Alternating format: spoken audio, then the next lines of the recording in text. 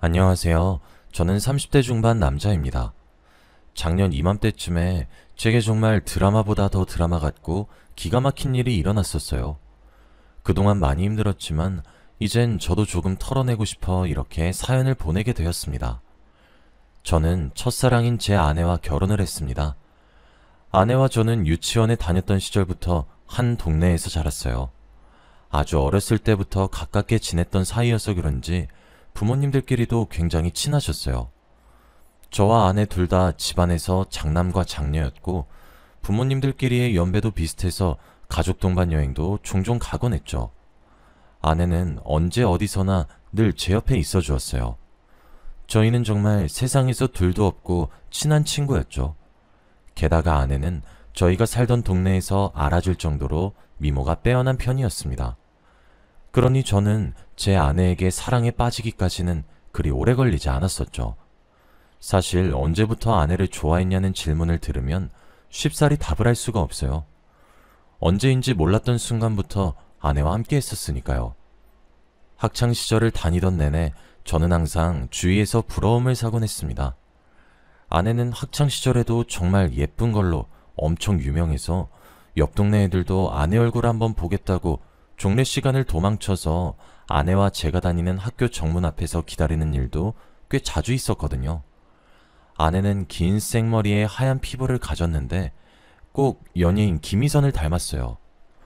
아내와 저는 사춘기를 겪으면서도 어색해지거나 멀어지지 않았어요. 아내가 저를 정말 잘 챙겨줬었거든요. 저는 제 아내에게 제 마음을 고백하고 싶다는 충동을 수천 번 수만 번은 느꼈지만 쉽사리 고백하진 못했습니다.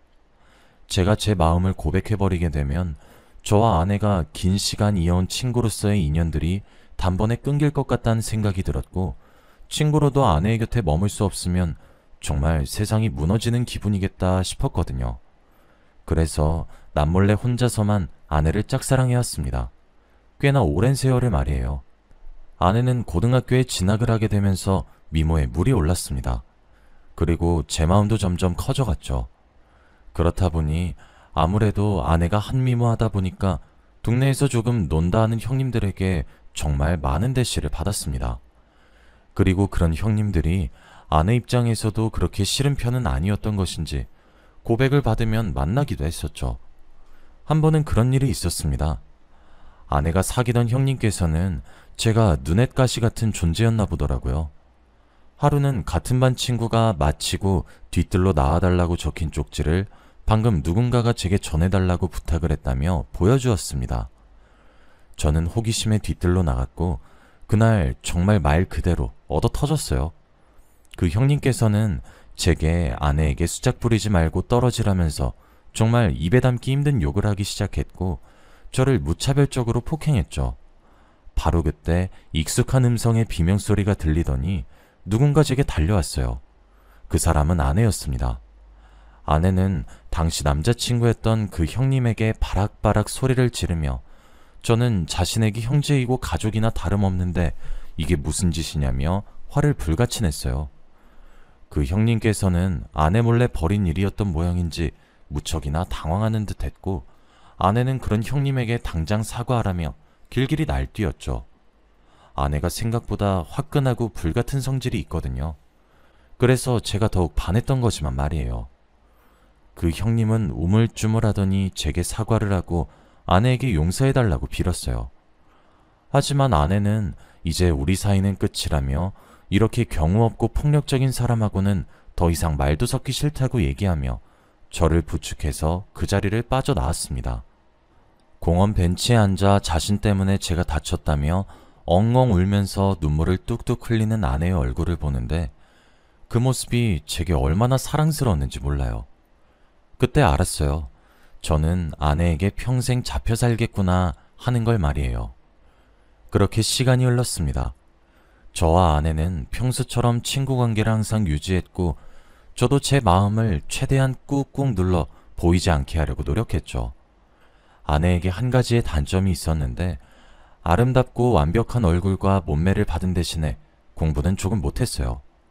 하지만 저는 아내에 비해 한참 뒤떨어지는 외모를 가지고 있었지만 공부머리 하나만큼은 전교권에서 놀았죠. 우리는 유치원, 초등학교, 중학교, 고등학교까지 10년이 훌쩍 넘는 세월 동안 같은 학교에 진학했지만 대학만큼은 서로 다른 곳으로 가게 되었습니다. 아내는 전문대에 진학했는데 대학에 입학하자마자 정말 고삐 뿔린 망아지처럼 활발하게 놀러 다니기 시작했어요. 매일 클럽에 갔고 남자친구를 하루가 멀다 하고 만났다 헤어지길 반복했습니다. 술에 취해 가게에서 필름이 끊긴 아내를 아내의 친구들이 제게 연락해서 데리러 가길 정말 수백 번은 했던 것 같아요. 저도 정말 순해 보였던 것이 그런 아내가 전혀 더러워 보이지 않았고 경멸스럽지 않았습니다. 그냥 제가 사랑하고 있는 여자가 즐겁고 행복하면 장땡이라고 생각을 했었죠. 노는 것에 많이 빠지긴 했지만 아내의 천성은 여전히 제게 다정하고 따뜻한 마음씨를 가진 친구였으니까요. 그렇게 시간을 보내며 저는 다른 여자를 만나지도 않았습니다. 아내는 연애를 하지 않는 제게 매번 물었어요. 정수야, 너는 학벌도 좋고 집안도 좋으면서 왜 연애를 안 하니? 내가 소개팅 해줄까? 그럴 때마다 아내에게 네가 너무 좋아서 그래 라고 얘기하고 싶었지만 꾹꾹 참았죠. 아내는 성인이 되고 나서 수많은 연애를 했고 그럴 때마다 울고 웃으며 제게 위로받았습니다. 솔직히 제가 아내의 남자친구가 된다고 한다면 정말 세상에서 가장 귀한 취급을 하며 어와둥둥 업고 다닐 것 같은데 아내가 만나고 다니는 남자친구들이 왜 그렇게 아내를 함부로 대하고 그러는 것인지 정말 가슴이 아팠죠. 사실 마음을 숨기고 감정을 삭히고 그렇게 참는 것이 초반에야 어렵지 세월이 지나고 지나다 보면 말하고 싶고 고백하고 싶다는 충동도 무뎌지더라고요. 그렇게 20대 초반을 보냈고 저는 군대에 갔습니다. 전역을 하고 보니 제가 입대와 전역을 하던 도중에 아내는 학교를 졸업하고 작은 중소기업에 취직을 했더군요.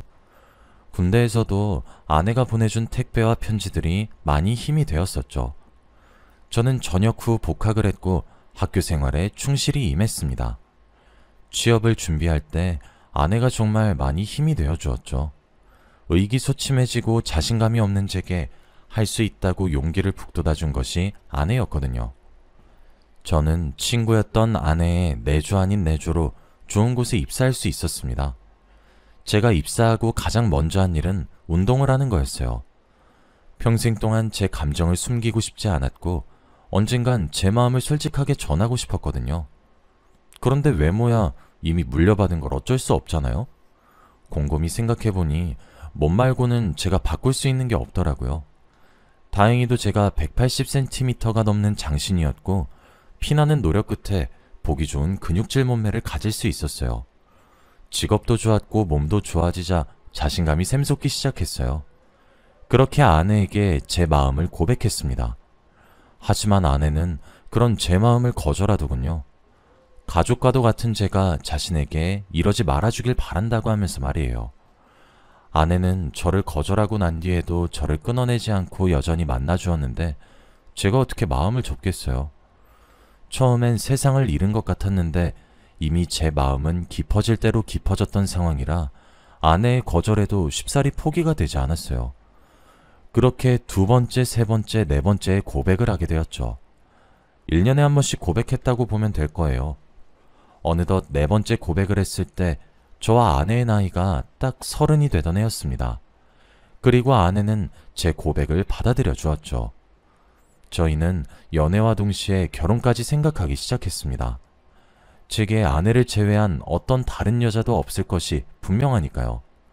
그리고 아내도 저도 평생을 함께 알고 지냈다고 해도 무방한 상태이니까요. 서로의 사정을 속속들이 잘 알고 있는 편이었거든요. 결혼 정년기 때 만나기 시작해서인지 결혼까지 일사천리로 진행이 되었습니다. 양가 부모님께서도 무척이나 즐거워하셨어요. 저와 아내의 만남을 진심으로 웃으면서 축하해 주셨거든요.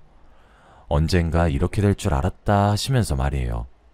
그렇게 아내와 결혼을 했고 가정을 꾸리게 되었습니다. 저는 아내에게 일을 그만두기를 권유했어요. 제가 혼자 벌어도 저희 집 경제 사정은 무척이나 여유로운 편에 속하는데 굳이 아내를 고생시키고 싶지 않았거든요. 가장 귀한 대접을 해도 모자란데 험한 일 굳은 일을 어떻게 시키나요? 그런데 그게 화근이었던 걸까요? 제가 너무 맞춰줘서 아내가 기고만장해졌던 걸까요? 아니면 원래 그런 여자였는데 제 콩깍지가 너무 두꺼워서 몰랐던 거였을까요? 아내는 저와 결혼을 하고 난 이후 점점 변해가기 시작했습니다. 아내의 씀씀이는 날이 가면 갈수록 커지기 시작했고 제 월급으로는 이제 감당하기가 점점 힘들어졌어요. 사실 제 명의로 되어 있는 상가가 하나 있거든요. 저희 부모님께 상속으로 받은 상가였어요. 거기서 매달 받는 돈이 2천만 원은 좋게 되는데 상가에서 받은 수익이 고스란히 아내의 사치비로 갔다고 생각하시면 될 겁니다. 매번 호텔에서 식사하고 명품을 몸에 휘두르고 결혼 전에 제가 알고 지냈던 검소하고 알뜰살뜰한 아내의 모습은 이제 더 이상 찾아볼 수가 없었죠. 아무래도 금전적인 문제는 제일 가시적으로 보이기 때문인지 현실을 자각하게 만드는 속도가 가장 빠르더군요. 그뿐만이 아니었습니다. 사치스러운 것은 둘째치고 아내는 가정에 충실하려고 하지도 않았어요. 집안에서 희미한 담배 냄새가 난 적도 있었고 늦은 밤까지 술을 마시러 나가는 경우도 종종 있었죠. 그런데 다 용서할 수 있었습니다. 제가 그 일을 알게 되기 전까진 말이에요. 언젠가부터 외출도 많아지고 저와 함께하는 오붓하고 알콩달콩한 시간이 없어졌어요. 그리고 그럴 때마다 아내의 행동은 제게 의심을 사기에 아주 충분했죠. 그리고 그렇게 알게 된 진실은 정말 충격적이었고 절 괴롭게 만들었습니다. 아내에게는 가장 친한 여자인 친구가 하나 있습니다. 저와도 아주 잘 아는 사이죠. 아내와 학창시절을 함께 보내서 그런지 제 친구가 아내의 친구고 아내의 친구가 제 친구이기도 하거든요. 게다가 그 친구는 저와 아내와 마찬가지로 같은 초중고를 졸업해서 특히 부모님끼리도 왕래를 종종 하시는 사이였죠. 그 친구의 이름은 세윤이라고 하고 20대 중반에 결혼을 했어요. 그리고 세윤이의 남편은 홀어머니 밑에서 자랐죠. 그래서 결혼을 하게 되면서 혼자가 되신 홀 시어머니를 모시면서 살았어요. 그런데 이번에 세윤이의 시어머니가 되시는 분께서 재혼식을 한다고 하셨죠. 오며 가며 만나시다가 인연이 닿으셨던 모양이셨죠. 세윤이가 저희 부부에게 새로 생긴 새 시아버지께서 점잖으신 분이면 좋겠다고 걱정을 토로했었거든요. 저희 부부는 걱정하지 말라고 세윤이를 안심시켰고 말이에요. 그렇게 세윤이에게는 새로운 시아버지가 생기게 되었어요. 그렇게 세윤이네 시부모의 재혼식이 끝난 뒤 누군가 저희 집을 쾅쾅쾅 두들기기 시작했죠. 그날은 주말 이른 아침이었어요. 잠에서 덜 깬 눈을 하고 누구시냐며 현관문 잠금을 해제하는 순간 문이 벌컥 열렸고 현관문에는 세윤이네 시어머니가 서 계셨어요. 그리고 그 모습 뒤로 사색이 된 세윤이의 얼굴과 화가 잔뜩 난 세윤이네 남편의 얼굴이 보였죠. 형님 어쩐 일로 오신 거냐고, 세윤아 무슨 일이냐고 물어보는 제 질문을 뒤로하고 어머님은 문을 열고 성큼성큼 저희 집에 침입을 하기 시작했어요. 현관에서 일어난 소란에 아내도 눈을 부비며 안방에서 나왔고 바로 그때 나이도 많으신 어머님께서 어디서 그런 힘이 나왔나 싶을 정도로 아주 재빠르게 아내를 덮쳤고 순식간에 아내의 머리채를 휘어잡고 위아래로 흔들기 시작했습니다. 너무 놀라 진정하시라고 말로 하시라며 어머님을 말렸습니다. 세윤이네 부부와 저 이렇게 세 사람이 달려들어 겨우 어머님을 제 아내로부터 떼어놓을 수 있게 되었고 떨어지자마자 아내를 제 등 뒤로 숨겼어요. 그런데 어머님은 아내에게 떨어지자마자 바닥에 쓰러지듯 주저앉으시더니 짐승처럼 울기 시작했습니다. 그리고 그때 급하게 안으로 들어온다고 닫지 않은 현관문이 벌컥 열렸고 그곳엔 세윤이의 새아버지가 오셨죠. 저는 너무 화가 났어요. 제 아내에게 이게 진짜 무슨 행패인지 깡패도 아니고 무슨 난리인가 싶더라고요. 경찰 불러서 신고하겠다는 제 으름장에 세윤이가 그러더라고요. 너 몰랐어? 네 아내 우리 시아버지랑 바람났어. 나도 오늘 알았고 지금 어떻게 된 일인지 잘 모르겠어. 희영아, 네가 네 입으로 설명해봐. 지금 우리가 잘못 알고 있는 거지? 어? 세윤이가 내뱉은 한마디에 피가 차게 식는 듯한 기분이 들었고 아내를 가만히 바라보는데 아내가 제 눈을 피하고 아무런 대꾸도 하지 않더라고요. 그때 세윤이네 시어머니께서 들고 오신 자그마한 손가방에서 무언가를 꺼내 저희가 있던 거실의 공중에 흩날렸습니다. 한 장을 주워서 사진을 들여다보니 아내와 어떤 남자가 자동차에서 연인처럼 붙어있는 사진이었고, 그리고 결정적으로 둘이서 함께 숙박업소로 들어가는 사진도 있었어요. 벌건 대낮에 말이에요. 그리고 그 사진에 제 아내와 함께 찍힌 남자가 제 눈앞에 서 있었죠. 세윤이네 시아버지의 입장으로 말이에요. 상황 파악? 당연히 되지 않았고 그저 멍했습니다. 그리고 저 노망난 할배를 가만두지 않겠다고 생각한 그때 제 몸이 더 빨리 움직였어요. 누군가 저를 뜯어말리기 시작했고, 정신을 차려보니 제 밑에 그 할배놈이 깔려서 제게 얻어맞고 있었어요. 그리고 절 말렸던 사람 중엔 제 아내가 섞여 있었죠. 와, 정말 제 아내가 불륜이라니, 상간남이라니. 차라리 상간남이 제 또래였으면 그나마 나았을까요? 누가 봐도 제가 훨씬 더 나은데 사람이 한도 끝도 없이 비참해지기 시작하더라고요. 게다가 가만히 있어도 모자란 판국에 아내가 절 뜯어말리는데, 아내를 알아왔던 모든 시간을 부정하고 싶었고, 제 팔을 감싸며 말리는 아내의 손길이 토끼가 치밀 정도로 역겨워지기 시작했습니다. 아내의 손길을 팍 하며 쳐내고 아내를 무섭게 노려보며 물었어요. 언제였냐고 말이에요. 세윤이도 설마 했는데 진짜 자신의 친구가 본인의 새아버지와 내연관계를 맺었다는 사실을 알게 되니 저보다는 못하겠지만 커다란 충격에 빠졌겠죠. 아내도 그렇게 무서운 제 모습을 처음 봤을 겁니다. 그제서야 아내는 빠르게 무릎을 털썩 꿇고 제게 손을 싹싹 빌면서 미안하다고 울고불고 난리를 치기 시작했어요. 바닥에 머리를 꿍꿍 박으면서 자신이 미쳤다고 얘기를 하다가 나가 죽어야 된다고 하질 않나? 솔직히 그날의 기억이 그렇게 자세하게 나지는 않습니다. 어떻게 상황을 정리했고 세윤이네 가족을 보냈으며 추후에 연락하기로 약속을 했죠. 정신을 차려보니 집엔 저와 아내 단 둘만이 남았고, 아내는 제 눈치를 보기 시작하더군요. 그 기분은 느껴보지 않은 이상 잘 모르실 거예요. 정말 비참했고 비참을 넘어서 굴욕감과 수치심이 들기 시작했죠. 그날 신발도 제대로 주지 않고 휴대폰과 지갑도 건네지 않고 아내를 집 밖에다 쫓아냈습니다. 나 오늘 당신이랑 같은 공간에 있으면 정말 가만두지 않을 것 같으니까 나가, 당장! 라고 하면서 말이에요. 아내는 2시간 정도 현관문 밖에서 절 기다리거나 콩콩 두드리며 사정을 하다가 친정으로 돌아간 것 같았죠. 그냥 그때부터 이혼을 바로 준비했던 것 같습니다. 아내의 카드 내역을 주워해보니 참, 제가 피땀 흘려 번 돈을 상간남에게 모조리 갖다 바치고 앉아 있었고, 제가 그동안 눈치채지 못했던 것이 신기할 정도로 수많은 증거들이 속속들이 나오기 시작했어요. 내가 진짜 그동안 어떻게 아내를 대했는데 그런 헌신적인 제게 돌아오는 것이 고작 아내의 불륜이라니. 게다가 상간남은 아내보다 30살은 더 많은 할아버지라니. 정말 죽고 싶을 만큼 힘들었습니다. 아내는 항상 제게 고고하게 굴었습니다. 제게 자존심을 굽히지도 않았고 져주지도 않았었죠. 그런데 이혼 소송을 시작하니 그때 처음으로 제게 미친 듯이 매달리기 시작하더군요. 하긴 당연히 그렇겠죠. 전문대를 졸업하고 결혼과 동시에 일도 그만둬서 경력도 단절이 되었는데 지금 저와 이혼하면 당장 어떻게 위자료를 마련할 것이며 생활을 어떻게 하겠냐고요. 처가댁에서도 소송이 아닌 협의로 해주면 안 되겠냐는 연락이 빗발쳤지만 장모님이랑 장인어른도 참으로 뻔뻔하십니다.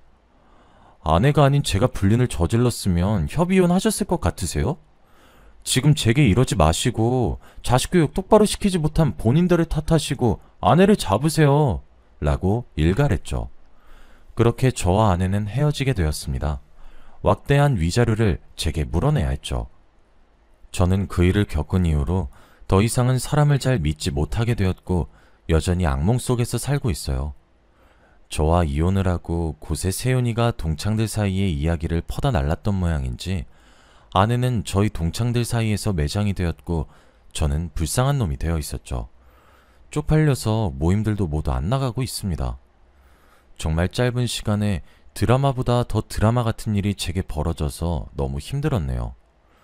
지금은 시간이 조금 지나 이렇게 이야기를 글로 써서 풀어낼 수 있었지만 그간 많이 지옥 같은 고통 속에서 살았어요.